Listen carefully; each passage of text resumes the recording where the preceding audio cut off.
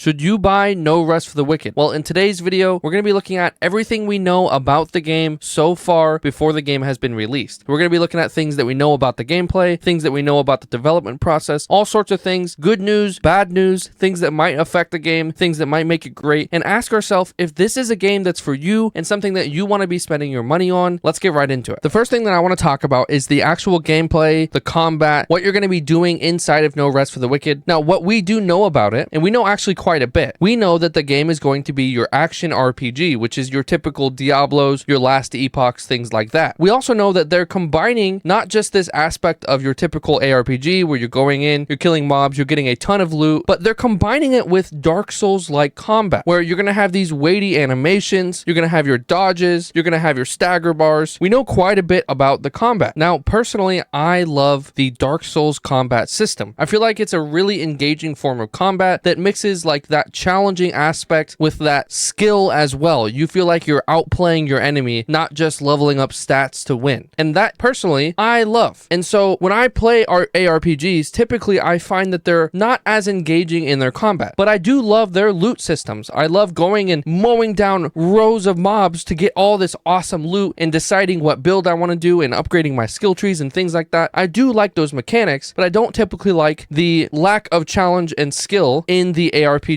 like games. Now, I know that's kind of controversial, but let me just put it into perspective. The only ARPG I've played is Last Epoch, and it was very, very minimal amount of playtime. I haven't gotten so far in it. There very much could be more challenge as you go on. So in terms of the gameplay loop, the question is this for you? Now, if you like this challenging aspect, this skill-based kind of combat design, then it probably is for you. But if you don't want that challenge, I really recommend that you might take some caution when picking up this game. We have seen people get their hands on the game as early access. Moon Studios, please give me early access. And we know that the game is very, very hard. It's not an easy game. And if you don't like that, you probably shouldn't pick it up. Now, maybe if you can get past that because you like the ARPG aspects so much that you can get past the combat and the difficulty curve, then yeah, go ahead and pick it up. But it really depends on whether or not you think that that kind of combat gameplay is for you. Now, if you like exploring a world that is really connected and handcrafted, you're probably gonna love No Rest for the Wicked. We know about the world that they really took their time building the world. This is not a randomly generated world. This is not a massive open world that is filled with empty space. It is a very meticulously put together world that is designed to be explored. And if that kind of thing is for you, then I really think if you can get past that difficulty curve, then this world might be a blast to explore. Again, we've seen some people get their hands on the game early. Moon Studios, I am begging you, please. And it looks amazing. Everyone that I've watched play the game with their,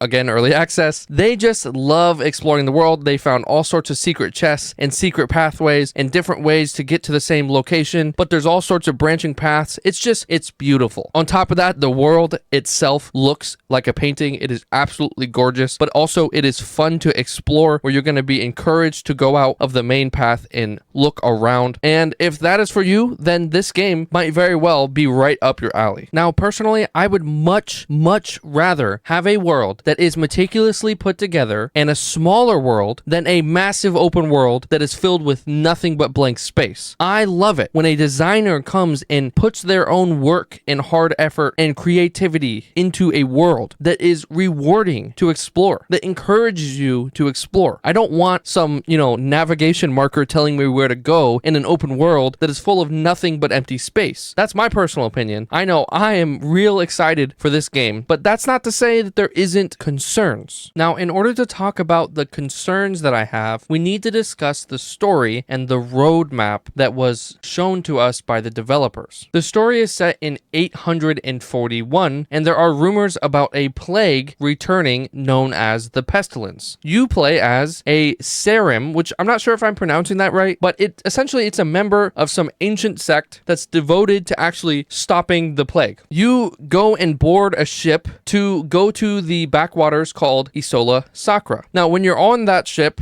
you get invaded by a rebel group known as the Risen, and they take over the ship, and then that ship crashes and collides on the beach of Isola Sacra, and you wake up with nothing, and you have to go and find your bearings. Now, the reason I bring up the story is because in the roadmap that we got, there is a couple of interesting things that we don't quite have have much information on. I did a ton of research looking into this, and one of the few things that I couldn't find information on was this roadmap. The developers said that they will be releasing story content in a future update and how it will unlock new regions of the map. Now, my concern is that the story that we get in early access will not be a complete story, but rather part of a story that we will get with future updates. Now, this is a very, very small concern of mine. I'm aware that the game is early access, and that means that we're not going to be getting a full package. However, I tend to like developers that tend to take their time and release a fully fledged game. And Moon Studios typically is a development studio that does that. They created Ori and the Blind Forest. They created Ori and the Will of the Wisps. These are both games that, when released, were fully fledged products and got a ton of well-received praise. So even though there is concern about the early access release, there is good news. Thomas Mahler, the game director at Moon Studios, in 2021 made a post on a gaming forum criticizing companies for overhyping their game and releasing unfinished products. And on top of this, we know through interviews that game journalists have done with the developers that Moon Studio is confident that their game will be fun enough and quality enough to forgive the fact that it is a early access release and not everything will be perfect. This is good